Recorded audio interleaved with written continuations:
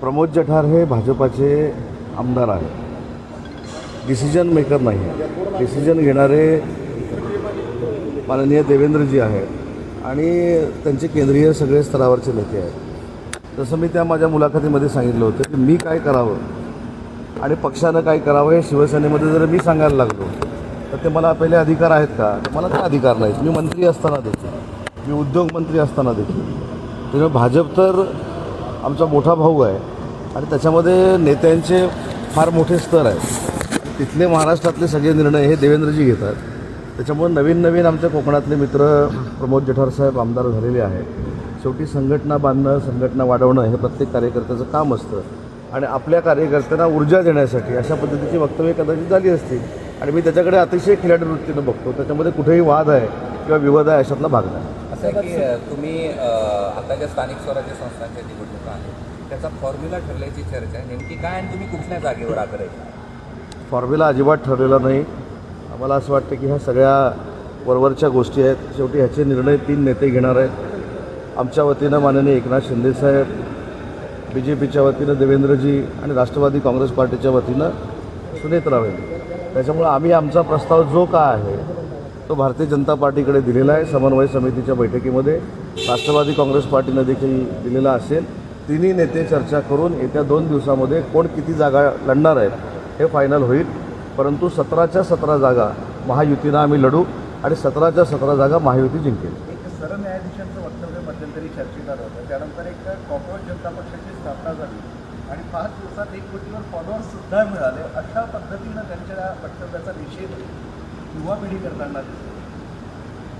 मी आजच ते सगळं आपल्या चॅनलच्या माध्यमातून बघितलं आणि मी हे देखील अतिशय गांभीर्यपूर्वक सांगतो की कोणी काय वक्तव्य केलं याच्यापेक्षा युवा वर्गामध्ये अशा पद्धतीची एखादी भूमिका घ्यायचा जर वेळ आली किंवा असा निर्णय घेण्याची कधी संधी मिळाली तर युवा पिढी एकत्र येते. ह्याचं हे मला असं वाटतं की मूर्तिमंत उदाहरण आहे. त्याच्यामुळं तो पक्ष पुढे जाऊन काय करेल, काय करणार आहे हे काही मला काहीच माहिती नाही. परंतु युवा पिढीच्या कधीही मला असं वाटतं की आपण असं म्हणतो की युवा पिढी ही देशाचं हित ठरवते. देशाच्या जडणघडणीमध्ये युवा पिढीचा देखील वाटा मोलाचा असला पाहिजे आणि म्हणून युवा पिढी जर विधायकरित्या एकत्र येत असेल तर त्याच्यामध्ये काही गैर आहे असं मला वाटतं.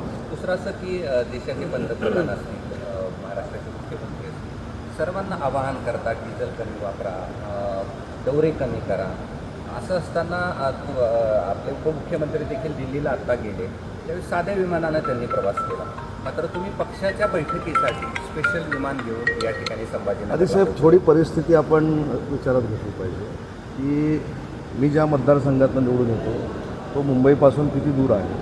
काल रात्री मी त्या मतदारसंघामध्ये होतो. आज मी मुंबईला आलो आणि मुंबईवरनं दुसरा मला पर्यायच नाही म्हणून मी आलो. पण मी मुंबईमध्ये आपल्याला कदाचित माहिती असेल नसेल मला माहीत नाही की देशातला एक पहिला असा एकमेव मंत्री आहे की जो माझा कॉन्वॉय देखील EV व्हेकलचा आहे आणि तो मी MMR रिजनमध्ये वापरतो.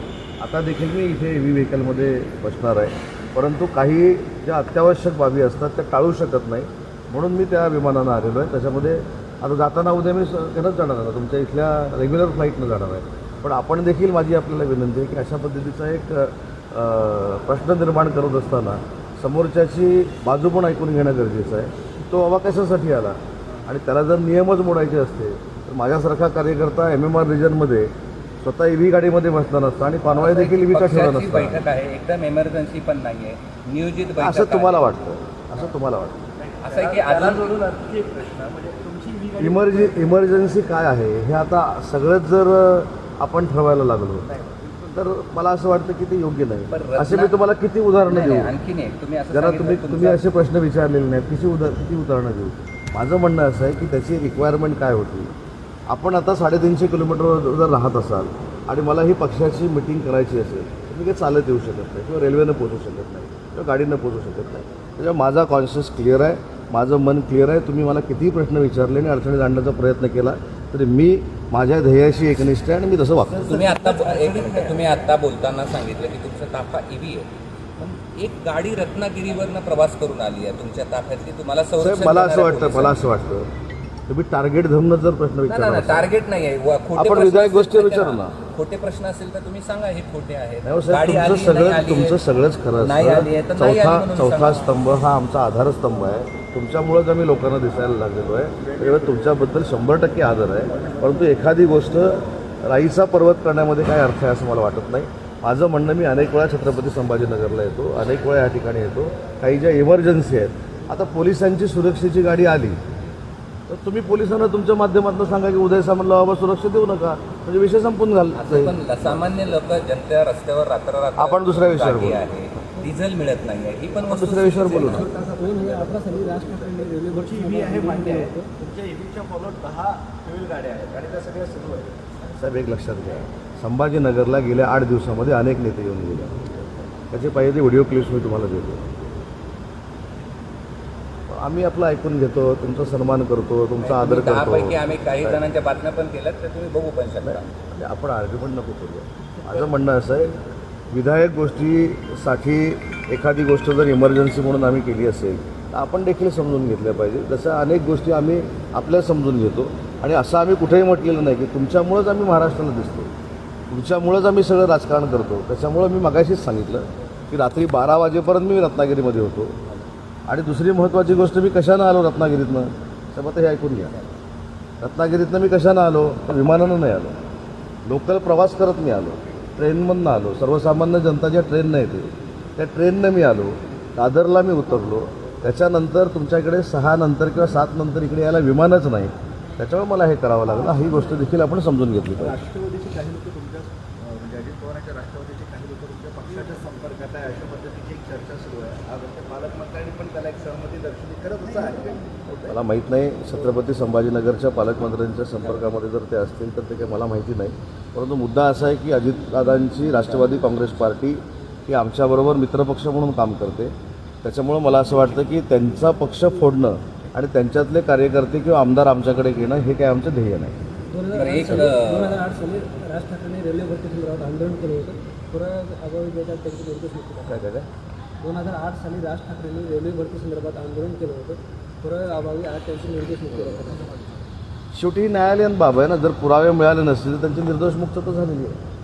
एक तो अभिजित जो आहे ज्याने ती पार्टी स्थापन केली, तो तुमचं महाराष्ट्रातला संभाजीनगरचा आहे, तर तो असं म्हणतोय की या सगळ्या माध्यमातून राजकारण बदलेल आणि हे सगळं राजकारण बदलून टाकेल ही कॉक्रोच पार्टी. सर मी असं म्हणतो की त्यांनी त्यांच्या भूमिका मांडायला सुरुवात केलेली आहे.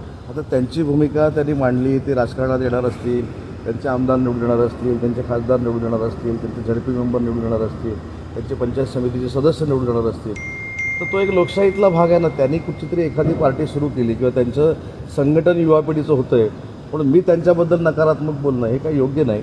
मी मगाशीच सांगितलं की युवा पिढी एकत्र जर येत असेल तर ही चांगली गोष्ट आहे. SIR हा विषय जरी आज असला तरी आगामी विधान परिषदा निवडणुकीच्या दृष्टीनं पक्ष मजबूतीकरणासाठी तुमचे आणि नाही, आज SIRचा तर नक्कीच प्रश्न आहे. त्याच्यानंतर विधान परिषदेच्या बाबतीमध्ये देखील चर्चा आम्ही करू. त्याच्यानंतर आमचे गटप्रमुखापासून जिल्हाप्रमुखापर्यंत सगळी पदं भरलेली आहेत का ते आम्ही बघू.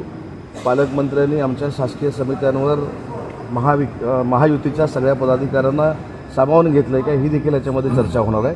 आणि अशी आढावा बैठक आणि 2 दिवस मी छत्रपती संभाजीनगरला आहे. ते उद्यासाठी काही प्रश्न राखून ठेवा. भाजपाने जे आहे संभाजीनगर आणि जालना जागेवर दावा केला त्यांचं असं म्हणा की आमचं संख्याबळ आता जास्त आहे. दावा आम्ही पण केलेला आहे अनेक ठिकाणी, तिथं आमचं संख्याबळ जास्त आहे. त्यामुळे मगाशीच मी याचा विषय क्लिअर केला की 3 नेते ठरवतील की ह्याच्यामध्ये नक्की विधान परिषदेच्या जागा शिवसेनेनं किती लढवाव्या, भारतीय जनता पार्टीने किती लढवाव्या आणि राष्ट्रवादी काँग्रेस पार्टीने किती लढवाव्या.